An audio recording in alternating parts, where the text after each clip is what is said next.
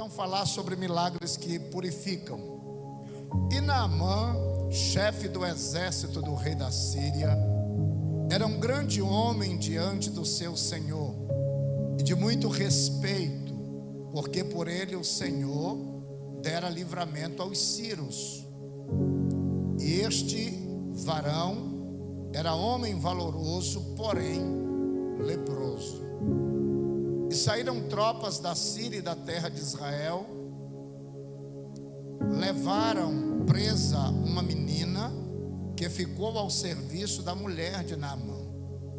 E disse esta a sua senhora: tomara que o meu senhor estivesse diante do profeta que está em Samaria, e ele o restauraria da sua lepra.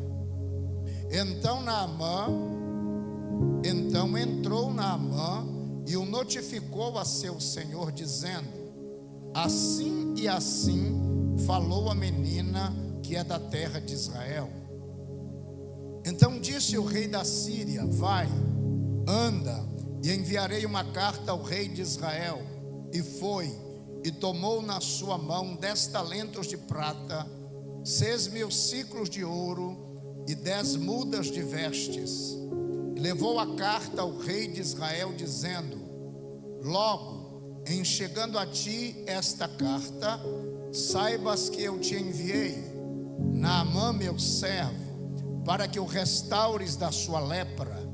E sucedeu que, lendo o rei de Israel a carta, rasgou as suas vestes e disse: sou eu Deus para matar e para vivificar, para que este envie a mim, para eu restaurar a um homem da sua lepra? Pelo que deveras notai, peço-vos, e vede que busca ocasião contra mim. Sucedeu, porém, que ouvindo Eliseu, homem de Deus, que o rei de Israel rasgara as suas vestes, mandou dizer ao rei: por que rasgaste as tuas vestes? Deixa-o vir a mim, e saberá que há profeta em Israel. Veio, pois, Naamã com os seus cavaleiros e com o seu carro, e parou à porta da casa de Eliseu. Então Eliseu lhe mandou um mensageiro, dizendo: vai, lava-te 7 vezes no Jordão, e a tua carne te tornará, e ficarás purificado. Porém Naamã muito se indignou, e se foi, dizendo: eis que eu dizia comigo, certamente ele sairá, pôr-se-á em pé, invocará o nome do Senhor seu Deus, e passará a mão sobre o lugar, e restaurará o leproso. Não são porventura Abana e Farpá, rios de Damasco, melhores do que todas as águas de Israel? Não me poderia eu lavar neles e ficar purificado? E voltou-se e se foi com indignação. Então chegaram a ele os seus servos e lhe falaram, e disseram: meu pai, se o profeta te disser alguma grande coisa, porventura não a farias? Quanto mais dizendo-te ele: lava-te e ficarás purificado. Então desceu e mergulhou no Jordão 7 vezes, conforme a palavra do homem de Deus, e a sua carne tornou como a carne de um menino, e ficou purificado.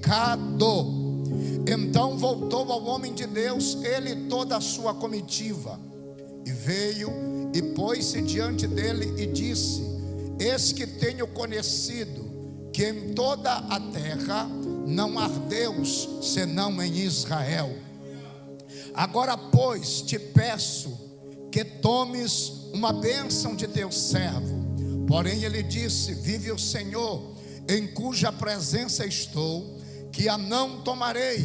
E instou com ele para que a tomasse, mas ele recusou.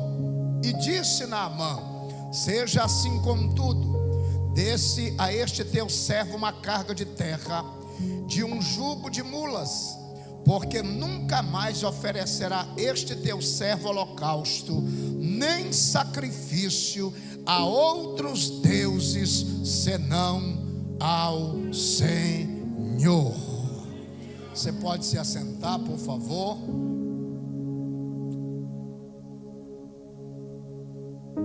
Meus irmãos, eu quero nesta noite, seguindo a mesma sequência de estudos que nós temos ministrado aqui, falar a vocês acerca de milagres que purificam. E é claro que quando nós instituímos este tema, nós não estamos falando apenas do milagre físico, porque conforme podeis observar no texto que nós acabamos de ler, este milagre vai curar este homem de uma doença que para os padrões daquela época era uma doença incurável, uma vez que ele estava acometido de lepra. Mas este milagre, ele vai muito mais além. Ele vai falar de uma purificação espiritual, de uma purificação de coração, considerando que este homem vai ser confrontado, apesar da sua posição, apesar da sua condição, ele vai ser confrontado com uma dura realidade da enfermidade que ele sofria. E ao olhar para esta realidade, nós podemos enxergar um exemplo claro de como Deus pode operar milagres que curam não apenas o aspecto físico, mas que também é capaz de purificar alguém no aspecto espiritual, no aspecto do seu caráter, no aspecto daquilo que a própria pessoa é. Quando nós olhamos para estes milagres, nós temos também a clareza de que Deus pode se utilizar até mesmo da nossa própria condição para abater o nosso orgulho, mas para restaurar a nossa dignidade, para restaurar a nossa própria essência de relacionamento com Ele, de uma fé verdadeira e de uma adoração genuína. Por isso que nesta ministração de hoje, eu quero chamá-los a observar este texto a partir desta perspectiva. Eu sei que é um texto bastante conhecido. Eu mesmo já preguei muitas mensagens a respeito deste texto, mas confesso-lhes que nunca havia olhado para este texto a partir desta perspectiva muito mais aprofundada. A primeira questão que eu quero evidenciar a vocês, para que nós possamos usar o tempo que nós temos com a sabedoria que nós devemos utilizar, é olhar para o contexto do milagre. E o contexto deste milagre nos revela 3 pontos interessantes. A primeira questão que nós precisamos entender é que, na verdade, neste tempo, no tempo em que está inserido o capítulo 5 do segundo livro dos Reis, nós temos um contexto em que a monarquia, ela se divide. Todos aqueles que conhecem a Bíblia sabem que até o reinado de Salomão, nós tivemos 3 reis considerados constituintes da monarquia unida. Nós tivemos Saul, nós tivemos Davi e nós tivemos Salomão. Cada um desses reis governou cerca de 40 anos, ainda que no aspecto geral Davi tenha governado só 37 anos e mais 3 anos em Hebrom. Mas nós costumamos compreender que foram 3 a quantidade dos reis que constituíram o período da monarquia unida. Depois que Salomão morreu, ali no ano de cerca de 931, vai assumir no seu lugar o seu filho Roboão. E a história bíblica mostra que quando Roboão assume, ao invés de dar atenção aos conselhos dos sábios de seu pai, Roboão destitui aqueles velhos sábios e constitui os seus amigos, os amigos da sua juventude, como conselheiros sobre o seu reino. E o conselho dos seus amigos para Roboão foi o seguinte: se o vosso pai fustigou ao povo de Israel com chicotes, você com certeza fustigará com escorpiões. A palavra lá é azorrague. Eu estou trazendo para chicote para que você entenda, porque de fato o que eles estavam dizendo é que Roboão estabeleceria sobre o povo de Israel uma política monetária ou tributária muito mais pesada. Eu pergunto a vocês, quando nós temos um governo que pesa a mão na carga tributária, isso traz alegria ou revolta? Isso traz unidade ou separação? Isso traz indignação ou contentamento? Então observe que verdadeiramente quando isto acontece, um sentimento de indignação toma conta do coração das pessoas. E foi o que aconteceu em Israel. Por causa da carga tributária imposta por Roboão, aquele povo começou a se indignar. Com a morte de Salomão, um general chamado Jeroboão I, que havia fugido para o Egito por causa da perseguição que lhe foi imposta por Salomão, agora sabendo da morte de Salomão, ele volta para Israel. E quando ele volta para Israel, ele se depara com um profeta. Este profeta pega uma túnica e separa ou divide esta túnica em 12 partes. Pega 10 pedaços daquela túnica e entrega na mão de Jeroboão I, dizendo que assim como aquela túnica estava sendo dividida, da mesma maneira o reino de Roboão se dividiria, de sorte que ele, Roboão, ficaria com 10 das tribos de Israel para formar um governo, e as outras 2 tribos ficariam em outro governo. É assim que se divide o reino de Israel. 10 tribos vão formar o reino do norte, que vai passar a ser chamado na Bíblia de Israel, e terá a sua capital em Samaria.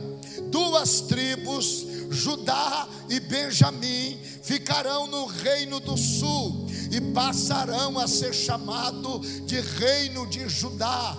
A partir daí nós temos a divisão dos reinos. Reino do norte, chamada Israel, capital Samaria, constituída por 10 tribos.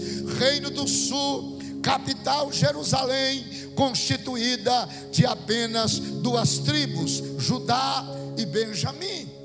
Então, quando este texto acontece no capítulo de número 5, nós estamos dentro de um contexto do reino dividido. A divisão deste reino vai trazer não apenas a fragmentação da nação, mas a rivalidade entre essas duas monarquias, fazendo com que eles fiquem ainda mais fragilizados.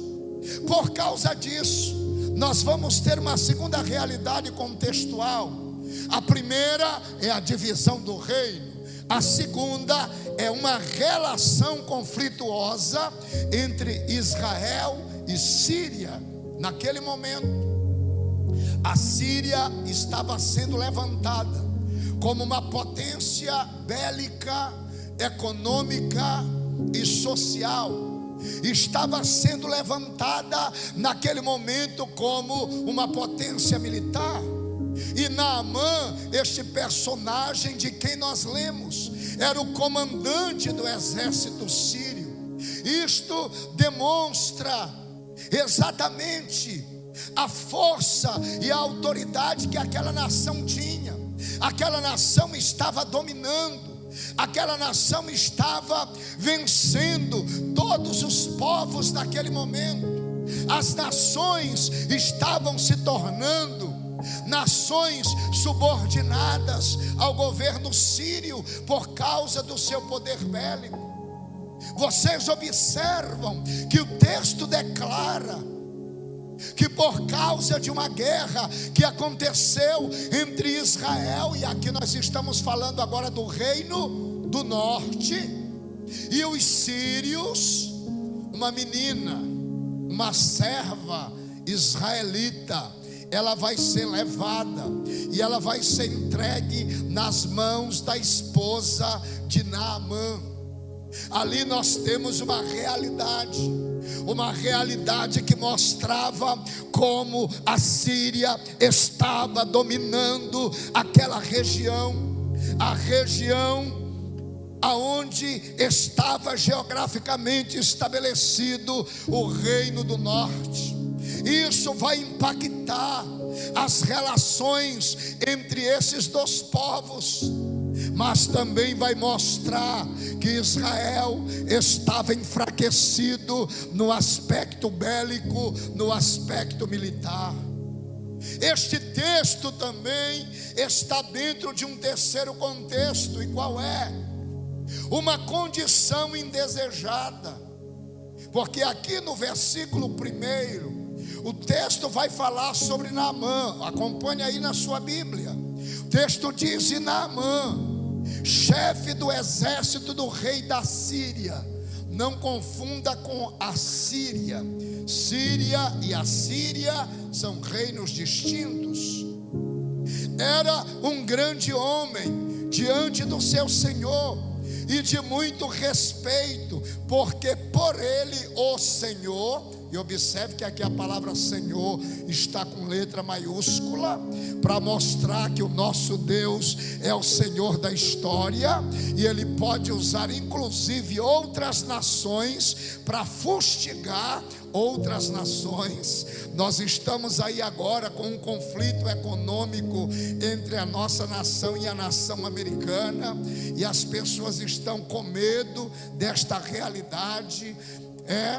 Autoridades brasileiras sendo sancionadas por leis americanas. Isso tem gerado um grande conflito, mas eu quero dizer a você que não é a primeira vez na história que Deus vai usar uma nação para fustigar uma outra nação que está com a sua conduta, que está com as suas práticas, que está com seu modus operandi afrontando, tratando de uma maneira inapropriada, julgando de maneira injusta a sua própria nação ou seu próprio povo. Se você for em busca disso na Bíblia, você vai observar. Observe que o texto está dizendo que o Senhor dera livramento a quem? Aos sírios. E este era varão valoroso, porém leproso. Nós estamos diante de uma condição indesejada, uma vez que a lepra que afligia Naamã era considerada para os padrões daquela época, como eu já disse no início desta mensagem, uma doença incurável. Mas ela não era somente uma doença incurável, ela era uma doença que neste contexto contrasta com aquilo que Naamã era, com aquilo que Naamã representava, com aquilo que Naamã significava. Porque o nome Naamã, quando você vai buscar o sentido desta palavra, significa primeiramente desejável. Naamã era um homem cujo nome significava agradável, desejável, formoso, amável. Mas o que acontece? A sua condição estava fazendo com que ele, que era uma autoridade, que era uma pessoa importante, estivesse em uma condição na qual ele tinha que se afastar das pessoas, uma condição que o tornava religiosamente impuro, socialmente indesejável. As pessoas, conhecendo a sua condição, não iriam querer se aproximar de Naamã. Aquela enfermidade fazia com que ele ficasse marginalizado, não só socialmente, mas também espiritualmente. Apesar dele não seguir a religião de Israel, mas as religiões viam a lepra até mesmo como um castigo de Deus. É como se fosse um julgamento divino. Por isso, a cura de Naamã era não apenas uma questão de saúde, mas uma questão de restauração. Depois que a gente vence o aspecto do contexto, nós vamos para o segundo aspecto, que é o aspecto dos personagens. Na verdade, esse texto, ele tem vários personagens, mas eu quero evidenciar aqui 3 personagens principais. Os outros são coadjuvantes, mas eu quero aqui apresentar os 3 principais. Qual é o primeiro? Diga comigo: o general leproso. Acabei de dizer para vocês o que significava o nome de Naamã. Diga: agradável, gracioso, amável. Aí eu pergunto para vocês: o que um homem leproso é em relação a essas características que eu acabei de apresentar? O oposto. Naamã estava vivendo uma vida oposta àquilo que o seu nome significava. Porque se alguém sabe que ele é leproso, as pessoas não quereriam de maneira nenhuma se aproximar dele. Ele era um leproso. A lepra, como eu já disse, o isolava socialmente. A lepra o tornava impuro segundo as normas religiosas e culturais daquela época. De maneira que esta condição não afetava apenas a sua saúde, mas também a sua posição social e a sua dignidade. Não é à toa que quando o segundo personagem, qual é o segundo personagem? A menina escrava. A menina foi escravizada em decorrência da guerra existente entre os sírios e Israel. Mas quando ela chega na casa de seu senhor, versículo de número 3, ela disse à sua senhora: tomara que o meu senhor estivesse diante do profeta que está em Samaria, e ele o restauraria da sua lepra. Aquela menina escrava vai mudar a realidade dessa história, porque existia um porém na vida de Naamã. Ele era general, porém leproso. Ele era importante, porém leproso. Ele era bem sucedido, porém leproso. Ele era conhecido, porém leproso. Ele era rico, porém leproso. Ele era casado, porém leproso. Ele era uma autoridade, porém leproso. É muito importante que nós observemos isto. Este texto mostra que nós devemos ter cuidado, pastor Isaías, com os poréns. Já viram quando alguém fala de outra pessoa? Não, aquele irmão até uma bênção, porém aquele irmão até vai para o culto, porém aquele irmão, ele até é dizimista, porém aquele irmão até prega, porém, é muito ruim quando alguém fala de você colocando algum porém na tua vida. Ora, porém, é fofoqueiro. Vai para o culto, porém, fica no celular e não assiste o culto. É dizimista, mas vive murmurando por causa do dinheiro que entrega na tesouraria. Então existem muitas situações desta natureza, e eu quero que você atente para isso. Atente para um detalhe: que a água da vida tem o poder de tirar das nossas vidas os poréns. Porque se você já se encontrou com a água da vida, ela já te purificou, e agora já não há mais nenhum porém na tua vida. Quem já foi alcançado pela água da vida aqui nesta noite, e pode levantar a sua mão e glorificar ao Senhor. Aleluia. Esta menina, ela vai estabelecer um novo rumo para essa história. Ela vai mostrar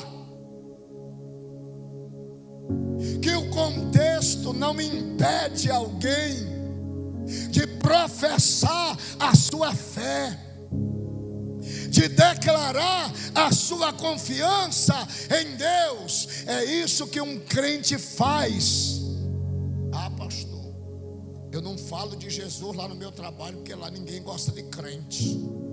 Irmão, Naamã gostava de judeu, e Naamã gostava de israelita. Israelita para ele era inimigo.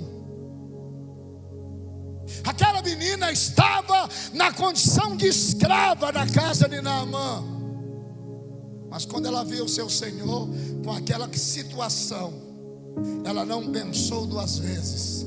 Ele precisa conhecer o Deus do profeta que está lá em Israel, porque se ele estiver diante do profeta, o profeta vai mudar a sua condição. Entenda uma coisa, irmão: aquilo que Deus te deu tem poder para mudar a vida das pessoas. O evangelho que está dentro de você tem poder para tirar aquele que está na depressão da depressão, aquele que está na ansiedade da ansiedade, aquele que tem ideação suicida do suicídio. Tem poder para mudar a história de alguém, porque Deus mudou a tua história e pode mudar a história de alguém. Quem aqui foi mudado pelo Evangelho de Cristo? Será que você pode levantar a tua mão e glorificar ao Senhor? Porque esse Evangelho te alcançou. Esse Evangelho te alcançou e mudou a tua vida, e mudou a tua condição. Aquela menina não se calou, mas ela expôs aquilo que ela sabia. Ela expôs aquilo que ela cria. Ela não ficou de boca fechada, porque ela estava num ambiente hostil, mas ela abriu a sua boca, porque ela tinha convicção daquilo que ela cria. Ela tinha o conhecimento, ela possuía confiança em Deus. O papel daquela menina vai nos ensinar sobre a importância de compartilhar a nossa fé e a esperança em Deus, mesmo em meio a dificuldades. Olha, irmão, eu me lembro do tempo da pandemia, como a nossa fé foi importante. Pessoas que naquele tempo estavam sem esperança, pessoas que naquele tempo precisavam de uma palavra de esperança, de uma palavra de vida. E quantos crentes não ficaram de boca fechada? O Senhor está dizendo para você: abre a tua boca, aonde Ele te colocou. Abre a tua boca e não te cala, aonde Ele te colocou, porque dentro de você há uma mensagem de esperança que transforma a realidade daqueles que estão à tua volta. Mas nós vamos ter um terceiro personagem, porque se nós temos um general leproso, uma menina escrava, nós vamos ter um profeta ousado. Eliseu, irmãos, é a representação mais específica da ousadia. Porque quando Eliseu soube que o rei de Israel rasgou as suas vestes, e este ato de rasgar as vestes era um ato de humilhação. Ele não sabia o que fazer. Ele estava amedrontado, porque afinal de contas Israel já era escravo no aspecto econômico e militar da própria Síria. O rei sírio está mandando Naamã, um general, com uma carta real para dizer: restaura o meu maior expoente, o meu líder maior, da sua lepra. Aquele rei ficou amedrontado. Eliseu ficou sabendo que o rei havia rasgado as suas vestes. Eliseu não ficou com medo. A Bíblia diz que Eliseu falou para aquele homem, para aquele rei.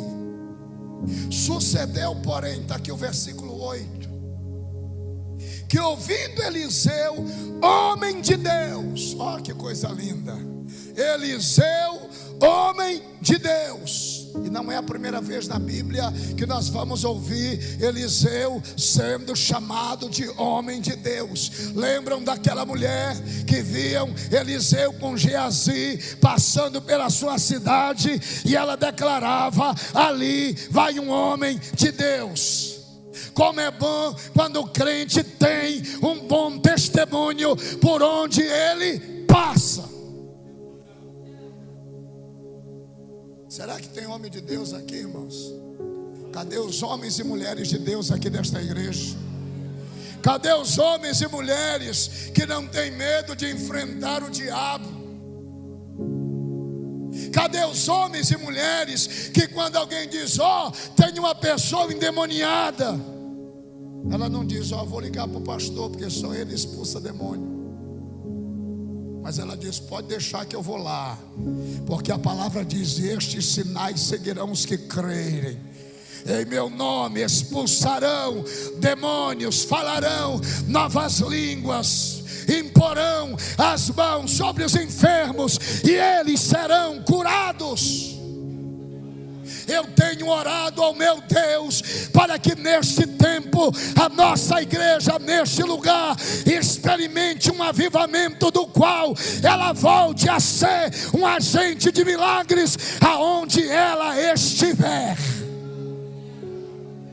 Tenho orado por isso.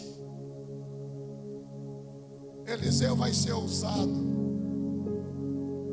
Ele vai dizer: pode vir, porque ele vai saber que em Israel existe profeta. Isso é ousadia, irmão. É ousadia para fazer aquilo que Deus está mandando. É ousadia para acreditar quem é na presença de Deus. É ousadia para crer que Deus é poderoso para fazer aquilo que Ele tem que fazer.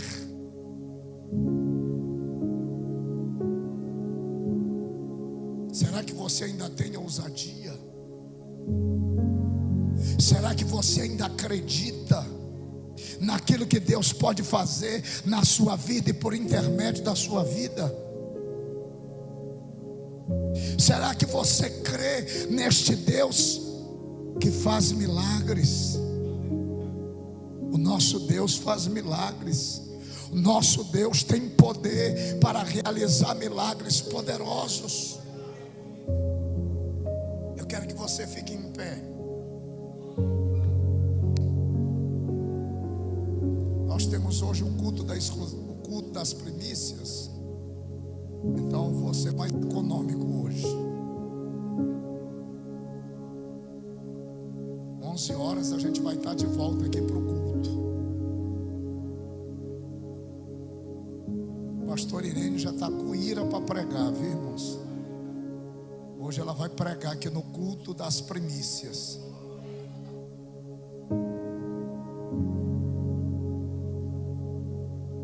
Mas eu quero falar duas coisas. Eu vou deixar aquela canção para o culto de quinta que vem. Nós vamos falar sobre ousadia. Ousadia, coragem. Até quando você vai ficar com a sua boca fechada? Irmão, tem crente que está sofrendo dentro de casa. Parece que o diabo é quem manda na casa dele. Você não pode ser assim. Você não pode permitir que o diabo estabeleça as regras de dentro da tua casa. Como é que as coisas vão funcionar lá? Quem determina as coisas na tua vida é Deus, é o Senhor.